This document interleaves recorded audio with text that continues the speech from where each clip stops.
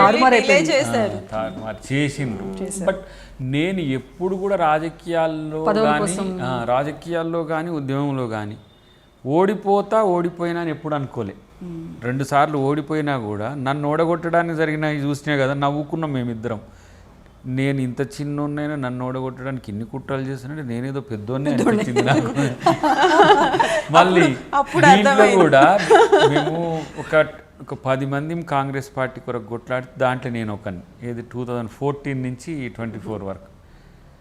ఇప్పుడు వచ్చిన పిల్లలు కూడా అంటున్నారు, అరే కొట్లాడడంలో నువ్వు ముందుండి పదవి రావడంలో నీకు చివరి వస్తే ఏంటి నాకు అర్థం కాలే. లాజిక్ అని ఒక మిత్రుడు అంటే నాకు కూడా అర్థం కాలే.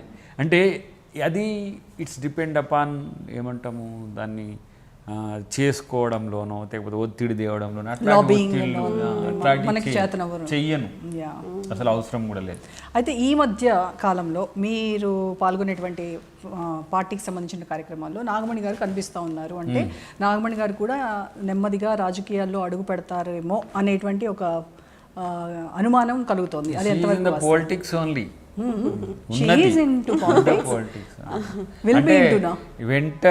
ఇప్పుడు ఆమె రిజైన్ విఆర్ఎస్ ఇచ్చిన తర్వాత తనను యాక్టివ్గానే జాయిన్ తిప్పుతున్నా. కాకపోతే 2 సప్పుళ్ళు వద్దని ఒక సప్పుడునే చేస్తున్నా.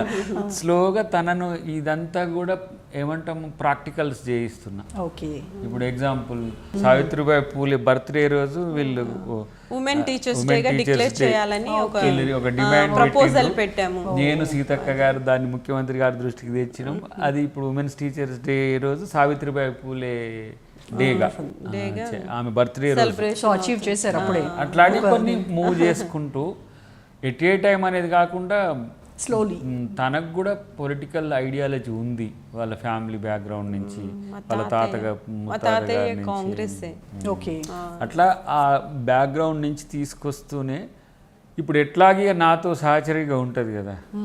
సో కొంచెం పూలే కనెక్టింగ్ ఉంటుంది నాకు. కొంచెం పూలే అంబేద్కర్ అంటే నాకు ఇష్టం కాబట్టి చూద్దాం తన శాయశక్తులు. నాకంటే మంచి లీడరే కావచ్చు. ప్రతి మగవాడి వెనుక ఒక ఇప్పుడు నేను ఉండే ప్రయత్నం చేస్తా. Scene reverse. తన టాలెంట్ ఎంత ఉంటే అంతే. కానీ నేనేమంటే సమాజాన్ని ఇప్పుడు మేము ఏంటంటే ఒక 20 years నుంచి సమాజాన్ని మేము స్టడీ చేసి బిహేవ్ చేసేదానికి, తను టీచర్గా వచ్చిన దానికి ఇవన్నీ కూడా ఇంటర్న్షిప్ అనమాట. ఇప్పుడు తిరుగుతున్నాయన్నీ. పార్టీ ఎట్లుంటుంది, సమాజం ఎట్లుంటుంది,